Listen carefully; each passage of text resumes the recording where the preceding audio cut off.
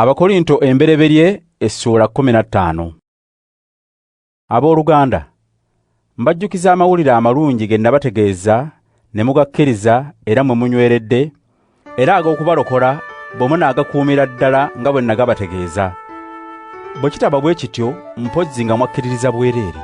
Nabatuusaako ekigambo ekikulu nange kye naweebwa, ekigamba nti Kristo yafa olw'ebibi byaffe ng'ebyawandiikibwa bwe bigamba, era nti yaziikibwa n'azuukira ku lunaku olwokusatu ng'ebyawandiikibwa bwe bigamba, era nti yalabikira Keefa, ate n'alabikira abatume 12, n'oluvannyuma n'alabikira baganda baffe abasukka mu 500, bonna nga bali wamu. Abasinga obungi ku bo bakyali balamu newankubadde ng'abamu baafa. Awo n'alabikira Yakobo, n'oluvannyuma n'alabikira abatume bonna.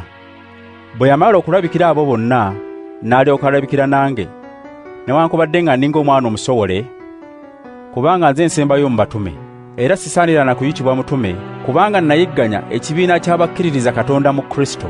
Naye olw'ekisa kya Katonda kyenva mbeeranga bwe ndi kaakano, era ekisa kye yankwatirwa tekyafa bwereere. Nakola nnyo okusinga abatume abalala bonna, naye si nze nakola, wabula ekisa kya Katonda ekiri nange kye kyakola.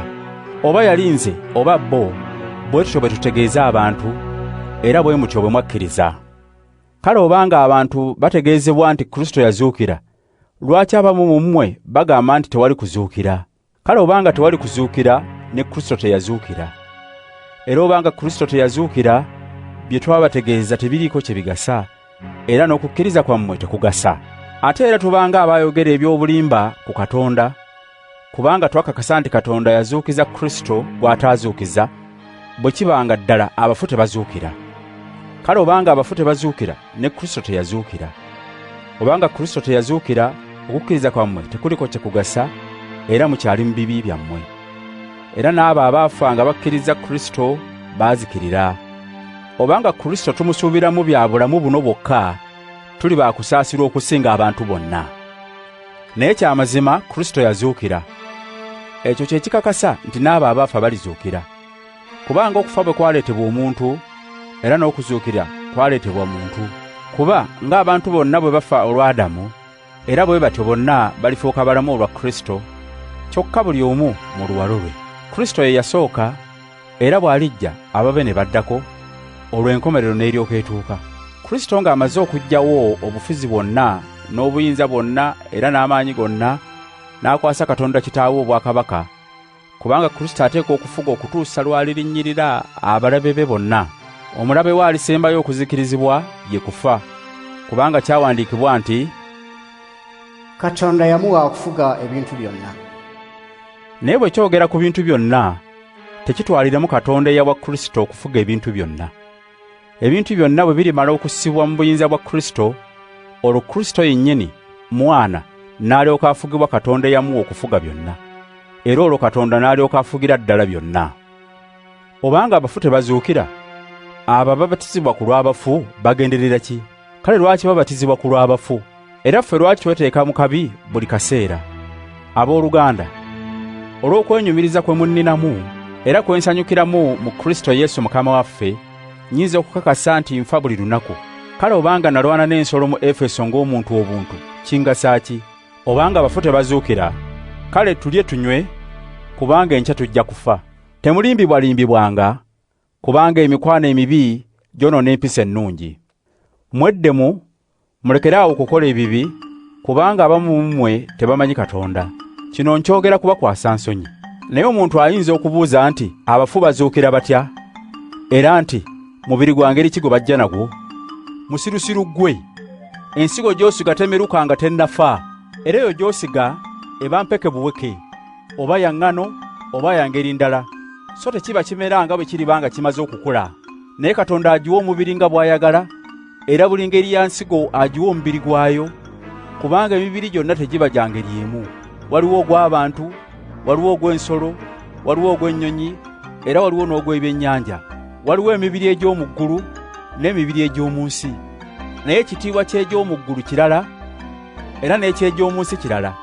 Waliwo ekitiibwa eky'enjuba, waliwo ekitiibwa eky'omwezi, era waliwo ekitiibwa eky'emmunyeenye. Naye n'emmunyeenye tezenkanankana kwaka. era bwe kiri ne mu kuzuukira. Omubiri guziikibwa nga gwa kuvunda, naye guzuukizibwa nga si gwa kuvunda. Guziikibwa nga si gwa kitiibwa, naye guzuukizibwa nga gwa kitiibwa. Guziikibwa nga munafu, naye guzuukizibwa nga gwa maanyi. Guziikibwa nga mubiri bubiri, naye guzuukizibwa nga gulinga omwoyo. Obanga waliwo omubiri obubiri, era waliwo n'omubiri ogulinga omwoyo. Era bwe kityo kyawandiikibwa nti Adamu, omuntu eyasooka, yatondebwa ng'alina obulamu. Kyokka Adamu ow'oluvannyuma yafuuka omwoyo oguleeta obulamu. Naye eky'omwoyo si kye kyasooka, wabula eky'omubiri obubiri, n'oluvannyuma eky'omwoyo ne kijja. Omuntu eyasooka yava mu ttaka, yakolebwa mu nfuufu. Omuntu ow'okubiri yava mu ggulu. Ng'eyakolebwa mu nfuufu bw'ali, n'abo abaakolebwa mu nfuufu bwe bali. Era ng'eyava mu ggulu bw'ali, n'abo ab'omu ggulu bwe bali. Nga bwe twawumbibwa ne tufaanana oyo eyakolebwa mu nfuufu, era bwe tutyo bwe tuliwumbibwa ne tufaanana oyo eyava mu ggulu. Abooluganda, kye ŋŋamba kye kino, nti omubiri n'omusaayi tebiyinza kufuna bwakabaka bwa Katonda, n'okuvunda tekusikira butavunda. Kambabuulire ekyama, si ffenna abalifa. Naye eŋŋombe y'enkomerero bw'erivuga, ffenna tulifuukira mu kaseera katono ng'akutemya n'okuzibula, kubanga eŋŋombe erivuga n'abafu balizuukizibwa nga tebakyaddayo kufa, era ffenna tulifuuka. Kubanga omubiri guno oguvunda gwa kufuuka ogutavunda, era omubiri ogufa gwa kufuuka ogutafa. Omubiri guno oguvunda bwe gulifuuka ogutavunda, n'ogufa ne gufuuka ogutafa, olwo ekyawandiikibwa ne kiryoka kituukirira ekigamba nti Bwe kufa, obuwanguzi bwo buluwa? Bwe kufa, obuyinza bwo obulumya buluwa? obuyinza bw'okufa obulumya buva mu kibi, n'amaanyi g'ekibi gava mu mateeka. Kyokka Katonda yeebazibwe atuwanguza ffe ku bwa Mukama waffe Yesu Kristo.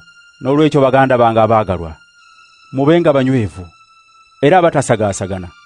Mweyongerenga bulijjo okukola omulimu gwa Mukama waffe, kubanga mumanyi nti okufuba kwammwe nga mukolera Mukama waffe si kwa kufa bwereere.